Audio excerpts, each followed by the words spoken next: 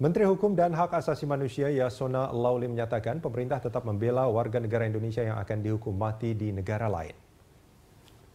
Menurut Yasona, sebagai negara, pemerintah akan meminta warga negaranya untuk diampuni. Ini tugas negara, bahwa akhirnya tidak diampuni itu kedaulatan negara mereka.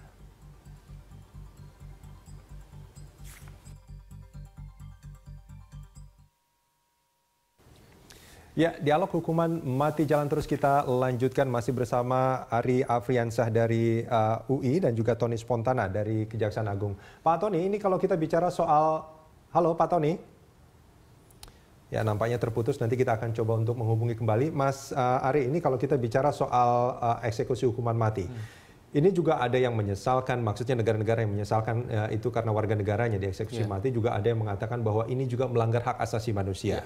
Nah, ini sebetulnya bagaimana? Ya, sebenarnya Indonesia khususnya pemerintah yaitu tidak perlu khawatir mendapatkan kecaman dari negara lain karena ada beberapa alasan yang perlu diutarakan. Yang pertama adalah bahwa pertama tadi kita sudah bahas ya bahwa reaksi negara itu suatu hal yang lumrah, terutama bagi negara yang memang warga negaranya akan dieksekusi. Itu yang pertama. Dan itu memang kewajiban negara. Dan itu memang kewajiban negara, sama seperti halnya Indonesia yang berusaha warga negara yang di luar negeri seperti itu ya.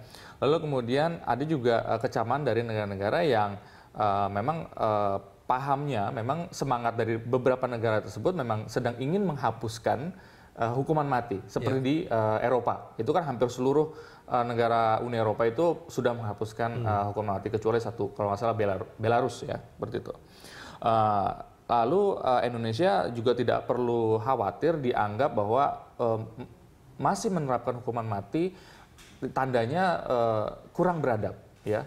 Nah ini tidak benar karena ada yang menyebut bahwa ini adalah barbar. Barbar gitu ya. Artinya enggak. Artinya di negara lain ya itu masih banyak yang menerapkan hukuman mati, termasuk negara adidaya yang katanya pelopor dari human rights itu Amerika Serikat. Ya, masih ada hukuman mati. Masih ada di beberapa negara bagiannya dia masih menerapkan hukuman mati. Artinya mereka sebelum ngurusi negara lain, urusi negara sendiri, itu maksudnya Anda ingin mengatakan itu? Ya, artinya gini, kita artinya peradaban kita sama lah dengan negara yang maju seperti itu.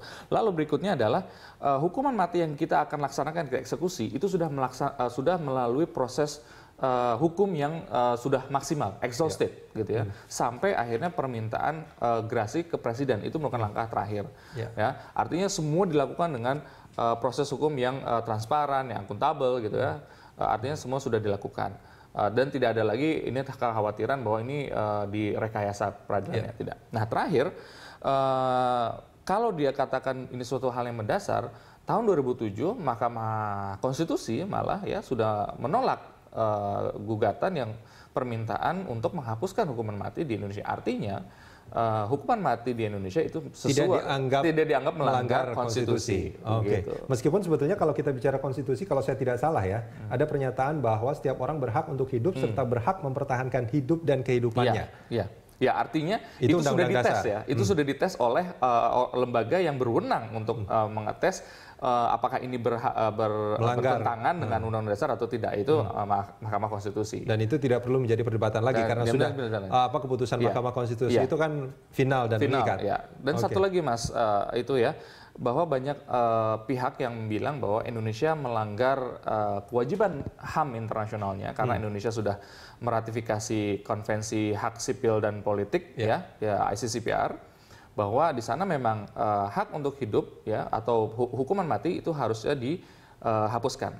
Tapi di konvensi yang sama di artikel 6 ayat 2 yaitu disebutkan bahwa di negara yang masih menerapkan hukuman mati itu dia masih boleh menerapkannya sepanjang memang itu untuk kejahatan yang dianggap serius ya sesuai dengan peraturan yang berlaku.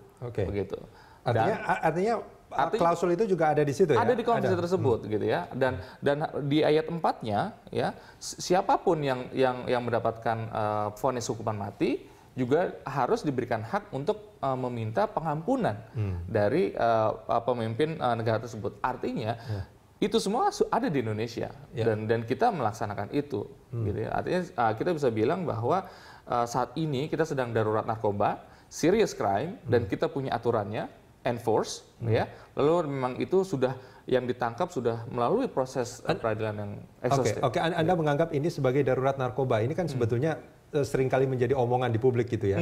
Darurat narkoba ini adalah kejahatan yang serius. Tapi sebetulnya parameter dari bahwa ini adalah kejahatan serius atau ya sesuai dengan itu apa sebetulnya? Artinya ini sudah yang berdasarkan pengamatan saya dan literatur yang sudah saya baca sampai mengakibatkan bahwa keadaan negara sedemikian rupa sehingga ini mengancam semua sisi kehidupan. Nah, artinya ukuran ini tidak ada parameter yang tertulis secara teori atau sebetulnya memang itu hanya negara yang bisa menilai itu dan itu penilaian itu diterjemahkan dengan kebijakan pemerintah. Ya ini kita coba tanyakan ke Pak Tony. Pak Tony, ya ini kan sebetulnya ada beberapa pernyataan juga dari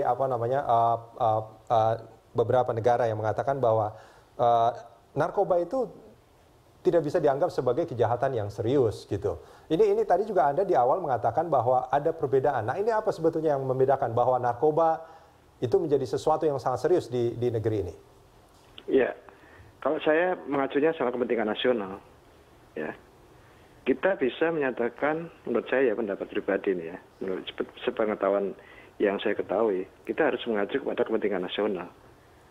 Bahwa kejahatan narkoba di Indonesia, apabila kita mencermati lagi data-data ya, bahwa dari seluruh korban narkotika, kejahatan narkotika itu di kawasan ya, ASEAN, 10%-nya korbannya ada di Indonesia. 10%-nya, Pak? Ya. Kemudian bisnis ilegal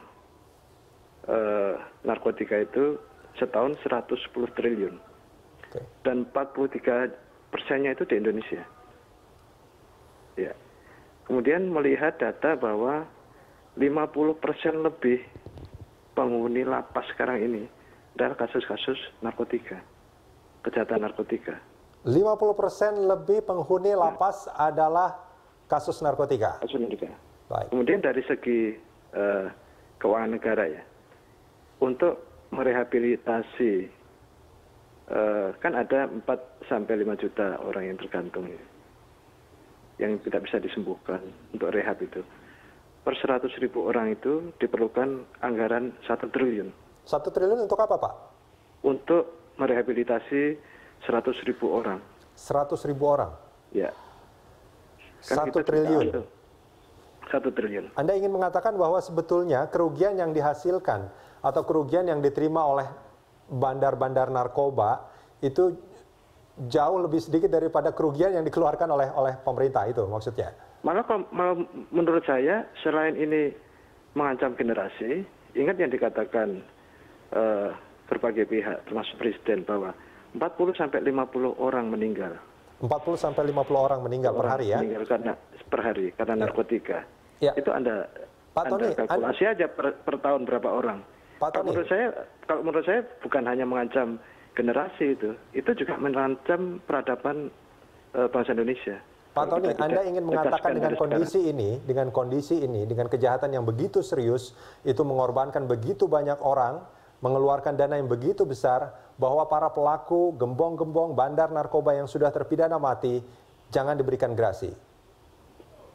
Iya, artinya gini loh, kan tadi kita konteksnya, apakah kejahatan narkotika itu merupakan kejahatan serius. Kalau melihat data-data dan fakta itu, tentu sulit untuk tidak mengatakan bahwa kejahatan narkoba di Indonesia itu merupakan kejahatan serius. Jadi udah nggak terbantahkan ini.